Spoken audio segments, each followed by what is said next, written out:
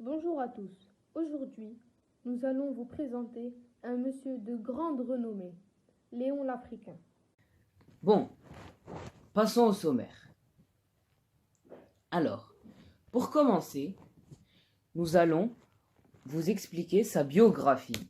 Puis, petit à petit, nous allons passer par son enfance et son adolescence, ses voyages, ses aventures, ses frasques, et pour finir, nos remerciements. La biographie de Léon l'Africain. Hassan El-Ouazen, connu sous le nom de Léon l'Africain, est né à Grenade en 1494.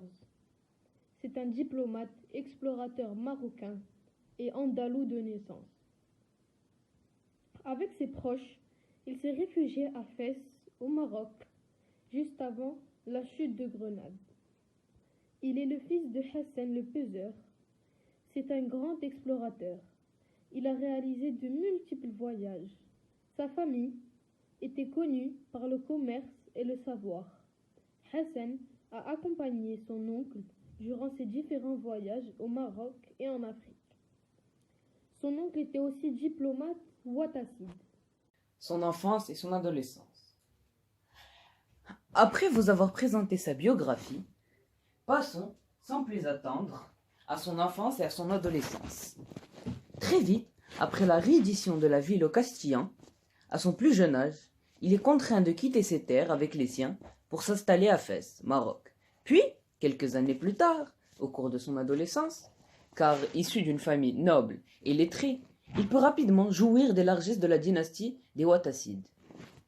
Au pouvoir, formé dans les meilleures écoles, dont celle de El Qarawiyun, il acquiert ainsi, dès l'adolescence, les bases qui allaient faire de lui l'érudit que l'on connaît. Mais au lieu et à la place de s'enfermer dans un bureau, une plume à la main, le jeune Hassan va profiter du statut de diplomate de son oncle pour, très tôt, s'envoler avec lui à l'étranger.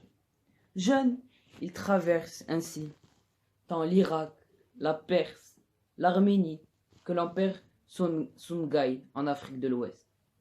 De fil en aiguille, le jeune homme finit par lui aussi embrasser la carrière de son oncle de diplomate. Au Maroc, il jouera même le rôle de négociateur entre les deux dynasties s'y disputant le pouvoir.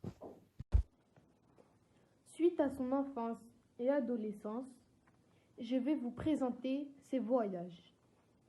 Léon a réalisé énormément de voyages et beaucoup sont restés gravés dans sa mémoire.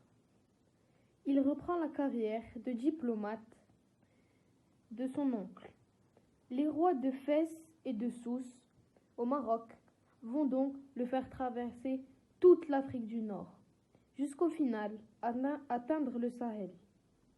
La beauté de ces voyages réside non seulement dans son itinéraire géographique extraordinaire et merveilleux, mais aussi dans son itinéraire culturel et linguistique. De l'Orient musulman, l'Andalousie, le Maghreb, le Mashrek, l'Anatolie et les rives du Bosphore, des Dardanelles, jusqu'à l'Europe chrétienne, l'Italie, la France et l'Angleterre. Ses aventures. Après avoir parlé de ses voyages, nous allons maintenant parler d'un sujet presque similaire, ses aventures. Hassan El-Ouazen, dit Léon l'Africain, a fait plusieurs aventures. Mais je vais vous parler de la plus importante de ces aventures. Il fut prisonnier par un corsaire sicilien dont le nom est Pietro Bovadiglia, lequel, pour expier ses crimes et autres torts de Forban, l'offrit au pape Léon X en 1519. Ce dernier, conscient alors d'avoir capturé un ambassadeur nord-africain ayant des bonnes relations avec les Ottomans, ne le jeta pas en prison. Au contraire, il fut installé dans une petite pièce meublée d'un lit, d'une chaise et d'un coffre en bois, comme s'il s'agissait d'une modeste hôtellerie plutôt que d'une prison. En fait, cette histoire de capture de Hassan était bien une aubaine pour Saint-Siège. C'est d'ailleurs ce qui lui a été explicitement signifié par l'un des représentants du pape, un certain Francesco Guicciardini, qui ne s'empêchait pas de lui avouer que le pirate espagnol ne s'était pas trompé de cible, puisqu'il savait quel type de mort devrait être représenté au Saint-Père. Un voyageur, un lettré de surcroît, un diplomate, quoi. Suite aux aventures de Léon, je vais vous présenter ces phrases cultes. Moi, Hassan, fils de Mohammed le Peseur, moi, Jean-Léon de Médicis, circoncis de la main d'un barbier et baptisé de la main d'un pape. On me nomme aujourd'hui l'Africain, mais de l'Afrique ne suis ni d'Europe ni d'Arabie. On m'appelle aussi le Grenadin, le Fassi, le Zayati, mais je ne viens d'aucun pays, d'aucune cité, d'aucune tribu. Je suis le fils de la route, ma patrie est caravane, et ma vie la plus inattendue des traversées. Dans cette citation, nous constatons le désir de Léon l'Africain de n'être d'aucune région, d'aucun pays, d'aucune religion, mais d'être libre, libre de ses choix.